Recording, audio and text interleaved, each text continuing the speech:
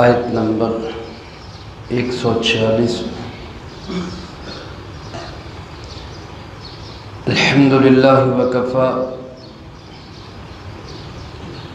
وسلام علی عبادہ الذین اصطفى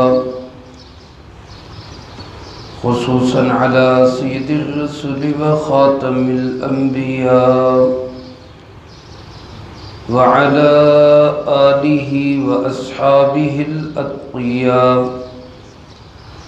اما بعد فاعوذ باللہ من الشیطان الرجیم بسم اللہ الرحمن الرحیم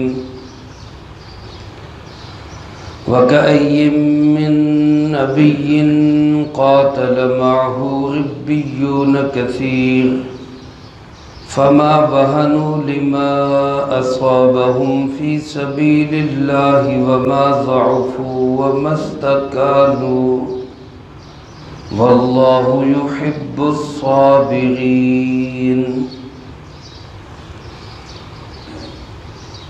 وَكَأَيٍّ مِّن نَّبِيٍّ اور کتنے ہی نبی علیہ السلام ایسے گزرے قاتل معه ربیون کثیر، ان کے ساتھ مل کر قتال کیا بہت سارے اللہ والوں نے، فما وہنوا پس وہ سست نہیں ہوئے، لما اصابہم فی سبیل اللہ ان مصائب کی وجہ سے جو ان کو پہنچے اللہ کے راستے میں، وما ضعفوا اور وہ کمزور نہیں پڑے، وما استکانوا اور نہ ہی وہ دبے، واللہ یحب الصابرین اور اللہ رب العالمین محبت کرتے ہیں صبر کرنے والوں کے ساتھ۔ اس آیت مبارکہ میں سابقہ مضمون کی طرح صحابہ کرام رضی اللہ تعالیٰ عنہم اجمعین جو اس امت کے اولین فرد ہے، ان کو تسلی بھی دی جا رہی ہے، حوصلہ بھی دیا جا رہا ہے اور ترغیب بھی دی جا رہی ہے، اور یہی بات آج اس زمانے میں میرے آپ کے لیے ہر مسلمان کے لیے ہے۔ خلاصہ اس آیت مبارکہ کا یہ ہے کہ یہ جہاد کا حکم، اللہ کے دین کی محنت کا حکم اور اس پہ آنے والے شدائد و مصائب اور تکالیف، یہ کوئی صرف تمہارے ساتھ نہیں ہے اے امت محمد صلی اللہ علیہ وسلم، یہ صرف تم پہ حالات نہیں آ رہے، جہاد کا حکم صرف تمہیں نہیں دیا گیا، اللہ کے دشمنوں کے ساتھ، دین کے دشمنوں کے ساتھ، اپنے نبی کے دشمنوں کے ساتھ ٹکرانے کا حکم صرف تمہیں ہی نہیں دیا گیا، بلکہ تم سے پہلے بھی بہت سارے انبیاء علیہ السلام کو یہی حکم دیا گیا، اور ان کے متبعین نے، ان کے پیروکاروں نے ان کے ساتھ مل کر دشمنوں کے خلاف جہاد کیا، میدان میں اترے اور اس پر جو شدائد و مصائب، تکالیف، جو رنج و آلام ان کو پہنچے، انہوں نے ان کو خندہ پیشانی سے برداشت کیا، اور دین کے اندر کوئی تساہل، کوئی سستی، کوئی کمی، کوئی نقص نہیں آنے دیا۔ تو لہذا تم بھی اپنے ان پیش رو حضرات کے نقش قدم پر چلتے ہوئے وہی رویہ اختیار کرو اور اسی طرح کا طرز عمل اپناؤ، اس سے تمہیں اللہ کی محبت حاصل ہوگی۔ میرے عزیز دوستو، آج کے اس دور میں بھی یہ آیت مبارکہ ہمارے لیے بہت بڑی ایک آیت شفا ہے۔ کون سی بیماری سے؟ بزدلی کی بیماری سے، جو ایک روحانی بیماری ہے کہ مومن بزدل نہیں ہوتا، مومن اللہ کی ذات پہ بھروسہ کرنے والا اور اللہ کے دین پہ ڈٹ جانے والا ہوتا ہے۔ حالات کسی بھی قسم کے ہوں، وہ اللہ کے نام پہ اپنی جان کو قربان کر دینا اپنی سعادت سمجھتا ہے۔ چنانچہ اللہ پاک ارشاد فرماتے وَكَأَيٍّ مِّن نَبِيٍّ، کتنے ہی نبی علیہم السلام ایسے بیت گئے کہ قاتل معہ ربیون کثیر، ان کے ساتھ مل کر قتال کیا، جو دین کا سب سے اہم ترین شعبہ ہے۔ یاد رکھیں قرآن کریم میں دو قسم کے الفاظ استعمال ہوئے، ایک قتال کا، ایک جہاد کا۔ جہاد ہو یا قتال ہو، اس کا کامل اور اولین مصداق میدان جہاد کے اندر کافروں سے لڑنا ہی ہے۔ باقی دین کی جتنی محنتیں، جتنے شعبے ہیں، وہ اپنی الگ اہمیت رکھتے ہیں اور دین کے کسی بھی شعبے کا انکار نہیں۔ جناب محمد کریم صلی اللہ علیہ وسلم نے تبلیغ بھی کی ہے، وعظ و نصیحت بھی کیے ہیں، آپ صلی اللہ علیہ وسلم نے تعلیم بھی دی ہے، اور آپ صلی اللہ علیہ وسلم نے تزکیہ اور لوگوں کی اصلاح کا کام، ذکر اور اذکار، یہ بھی آپ نے فرمایا ہے۔ اور آپ علیہ السلام نے خود میدان جہاد میں سپہ سالار بھی آپ بنے۔ 27 غزوات علماء نے لکھے ایسے ہیں جس میں خود سرکار دو عالم صلی اللہ علیہ وسلم بنفس نفیس بحیثیت سپہ سالار آپ خود شامل ہوئے۔ تو یہ سارے دین کے شعبے ہیں۔ آج اگر مجاہدین فلسطین کے ہوں، افغانستان کے ہوں، کشمیر کے ہوں، وہ جہاد کا علم بلند کیے ہوئے ہیں، تو وہ جناب محمد کریم صلی اللہ علیہ وسلم کا ایک بہت بڑا عمل زندہ کیے ہوئے ہیں۔ آج اگر علماء دینی مدارس میں تعلیم اور تعلم میں مشغول ہے، تو وہ سرکار دو عالم صلی اللہ علیہ وسلم کی محنت کا ایک بہت بڑا حصہ اس کا بیڑا اٹھائے ہوئے ہیں۔ آج اگر ہمارے بزرگان دین خانقاہوں میں اصلاح نفس اور جہاد کبیر اور ذکر و تصوف میں مشغول ہے اور اس مورچے کو سنبھالے ہوئے ہے، تو وہ بھی جناب محمد کریم صلی اللہ علیہ وسلم کی ایک بہت بڑی محنت کو سنبھالے ہوئے ہیں۔ آج اگر تبلیغ والے تبلیغ کی شکل میں اللہ کے راستے میں نکل کر دین کو پھیلا رہے ہیں، تو وہ بھی جناب محمد کریم صلی اللہ علیہ وسلم کے ایک بہت بڑے شعبے کو سنبھالے ہوئے۔ ہم کسی کے بھی فریق نہیں، ہم سب کے رفیق ہیں۔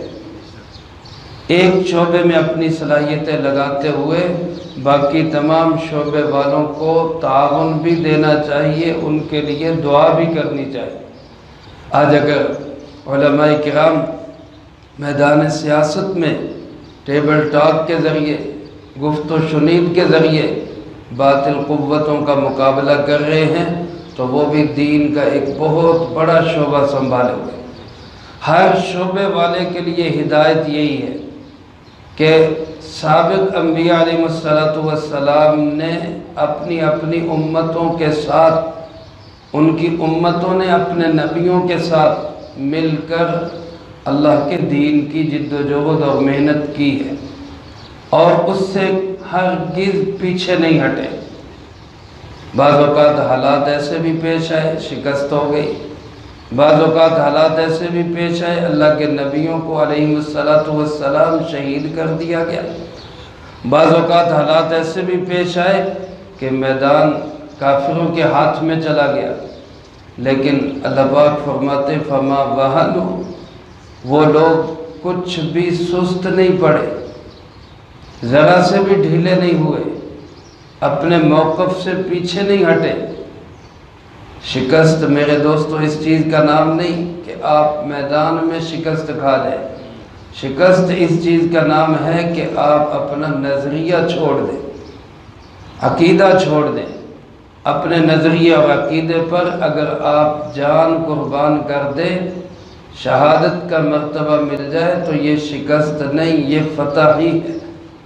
جیسا کہ کربلا کے میدان میں حضرت سیدنا امام حسین رضی اللہ تعالیٰ عنہ، انہوں نے اپنے نظریے اور عقیدے پر اپنے خاندان سمیت کم و بیش 70 افراد کی جانیں قربان کر دی، لیکن اس کا کیا مطلب ہے کہ وہ ہار گئے اور یزید جیت گیا؟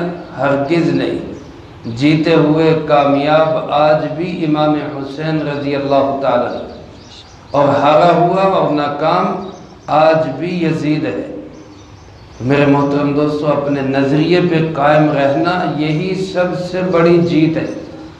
فرمائے فما وہنوا، وہ ذرا سے بھی ڈھیلے نہیں ہوئے، سست نہیں پڑے، وما ضعفوا، نہ ان میں کوئی کمزوری آئی، وما استکانوا، نہ ہی وہ دبے۔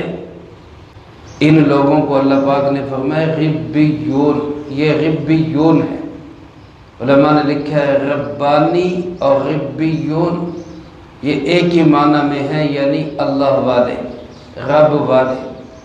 یہاں را پہ کسرہ، ربیون یہ خلاف قیاس ہے۔ بعض علماء نے لکھا ہے کہ یہ ربیون ربہ کی جمع ہے، اور ربہ کہتے ہیں جماعت کو، یعنی بہت ساری جماعتیں اللہ کے نبیوں کے ساتھ مل کر جہاد کرتے رہے، وہ کمزور نہیں ہوئے، وہ سست نہیں پڑے، وہ مستقانو، وہ کسی سے دبے نہیں، وہ پیچھے نہیں ہٹے۔ جب وہ اس طرح جمے رہے، ڈٹے رہے، استقامت کے ساتھ لگے رہے، واللہ یحب الصابرین، ایسے ہی صبر کرنے والوں سے اللہ محبت کرتے ہیں۔ یہ صبر کرنا صرف اسی کا نام نہیں کہ کسی طاقتور نے کمزور کو مارا، اب وہ کر کچھ نہیں سکتا تو کہتا جی ساڈا صبر ہی ہے۔ یہ صبر نہیں، یہ صبر کا ایک شعبہ ہے، مکمل صبر نہیں۔ اصل صبر یہ ہے کہ انسان گناہوں سے بچے، اصل صبر یہ ہے کہ انسان شدائد، مصائب، آلام کے باوجود اپنے نظریے سے پیچھے نہ ہٹے۔ میرے محترم دوستو، آج اگر ہم اپنے عقیدے اور اپنے نظریے پر گامزن ہیں اور ہمیں بظاہر حالات نظر آ رہے کہ ہمارا کچھ نہیں بن رہا، تب بھی اللہ کے فضل و کرم سے ہم صحیح راستے پر ہیں۔ اور اگر ہمارے نظریے میں ڈگمگاہٹ آ جائے، عقیدے میں فرق آ جائے اور ہم کچھ سوچنے پر مجبور ہو جائیں، تو پھر اس کا مطلب یہ ہے کہ ہم نے صبر کا راستہ چھوڑ دیا۔ تو آج دعا کی بھی ضرورت ہے۔ اگلی آیات میں اللہ پاک نے دعا کا ہی ذکر کیا، اور اس جذبے اور عزم کی بھی ضرورت ہے کہ حالات کیسے بھی ہوں، ہم انشاءاللہ اللہ کے بھی ساتھ ہیں، اللہ کے محبوب کے بھی ساتھ ہیں۔ ہم قرآن و سنت کے علم کو بلند کیے ہوئے، جہاد و تبلیغ کے علم کو بلند کیے ہوئے، اور انشاءاللہ ان پرچموں کو ہم نیچے نہیں ہونے دیں گے۔ اللہ مجھے آپ کو سب کو اس کی توفیق نصیب فرمائے، جو کہا سنا اس کو زندگی میں لا کے دوسروں تک پہنچانے کی توفیق عطا فرمائے۔ اللہم انت السلام ومنک السلام، تبارک ربنا وتعالیت یا ذا الجلال والاکرام۔ اللہم اعنا علی ذکرک وشکرک وحسن عبادتک۔ اللہم احسن عاقبتنا فی الامور کلہا واجرنا من خزی الدنیا وعذاب الآخرہ۔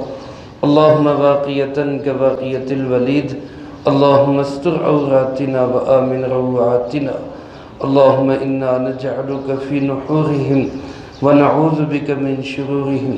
اللہم اکفنا بحلالک عن حرامک واغننا بفضلک عمن سواک۔ اللہم اکفنا کل مہم من حیث شئت ومن این شئت۔ رب اغفر وارحم وانت خیر الراحمین۔ رب ارحمہما کما ربیانی صغیرا۔ اللہم ربنا هب لنا من ازواجنا وذریاتنا قرۃ اعین واجعلنا للمتقین اماما۔ رب ارحمہما کما ربیانی صغیرا۔ اللہم انصر الاسلام والمسلمین۔ اللہم انصر عساکر المؤمنین۔ اللہم انصر المجاہدین فی کل مکان۔ اللہم انصر المجاہدین فی فلسطین۔ اللهم لعن الكفرة والمشركين واليهود